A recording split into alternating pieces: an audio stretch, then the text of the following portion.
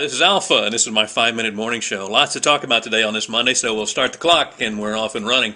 This is the week, apparently, the week for a lot of stuff. It's the week for daylight saving time. Started on Sunday night, or really early Sunday morning, and hopefully you got sprung over the weekend, and not in the Sir Mix-a-Lot form of the word, but hopefully you sprung forward with your clocks an hour ahead, okay? Otherwise you're going to be woefully late this week. And be careful, because it never fails. On the Monday after the beginning or the end of daylight saving time, there are a lot of car accidents. People apparently can't function behind the wheel when they've either lost or gained an hour's sleep. I don't know what it is. It's also the week for St. Patrick's Day. It'll be Wednesday, and we want you to be very careful. A lot of people may be leaving work very early to get a green beer and maybe showing up a little late on Thursday, so exercise caution in that, will you?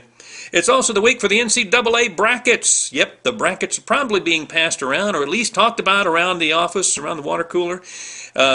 It's always fun because usually this is a sports head. Some guy who is very knowledgeable about sports, who wants to get the brackets out there and wager a little money. You put up a little cash, and the winner gets it all, and it can be fun as long as it doesn't get out of hand, so don't go crazy with it, all right? But it's also fun because there's one or two guys, and they've looked at the rankings and the RPI and the seedings of each one of the teams, and they've come up with a formula. And they're going to apply that formula and win it all this time around. And most times that formula doesn't really work.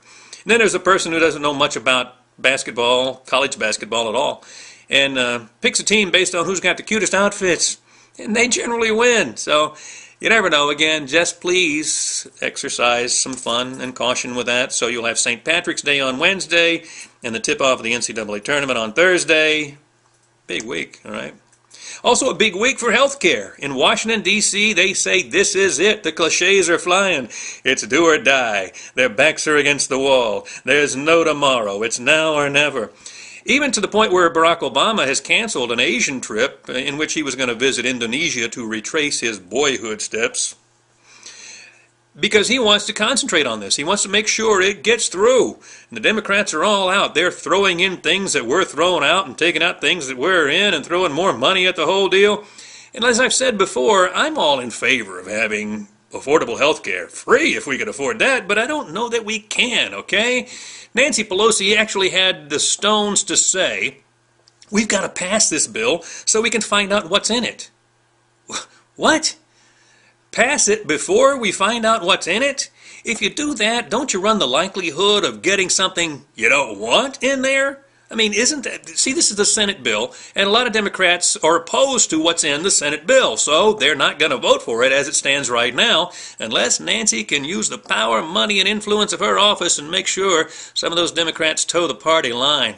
But when you vote for something and sign it into law and you don't even know what's in it, it's kind of like being on Let's Make a Deal. Remember that show? I'm talking about the old show with Monty Hall. Invariably, there would be some family, a guy and his wife, and they're from Buttswallow, Arkansas, and he's dressed like Porky and she's dressed like Petunia Pig, and they get in because they catch Monty Hall's eye, and they actually get down and they win a contest, and they won a brand new washer-dryer, which is really cool for Buttswallow, Arkansas, because they'll be the only ones in town who have both a washer and a dryer. And I'm sure they'll be so proud of them, they'll put them on the front porch. And they should be happy with that and go home to Buttswallow, Arkansas. But then Monty Hall says, or you can have what's behind door number 3. And of course, they don't know what's behind door number 3. But they're sitting there talking about it, and they're thinking, yeah, let's go for what's behind door number 3, not knowing at all what is back there. And they go for it. They take door number 3, and the door opens, and there's a live jackass, a ceramic dog, and a ficus tree. And then you hear, wah, wah. They got the Zonker Prize. We stand to get the Zonker Prize if we vote for a bill not knowing what's in it, okay? So let's just be judicious with that, because the government is not capable of running anything effectively. Did you see this story? In Utah, the IRS came down on a car wash because it owed money. Well, you know, there's some congressmen that owe a little bit of money too. I don't see you coming down on them, knocking on their door. But they came down on this car wash because this scofflaw car wash owed 4 cents. Yeah, 4 cents. And the IRS wasted 4 cents just starting the car to go over to the place. Here's a nickel. Keep the change, for crying out loud. That's our federal government. And in entertainment news, I got to say, Peter Graves passed away. Of course, one of the best lines in all of movie history, as far as I'm concerned. Joey, you like gladiator movies? You ever see a grown man naked? You like Turkish prisons?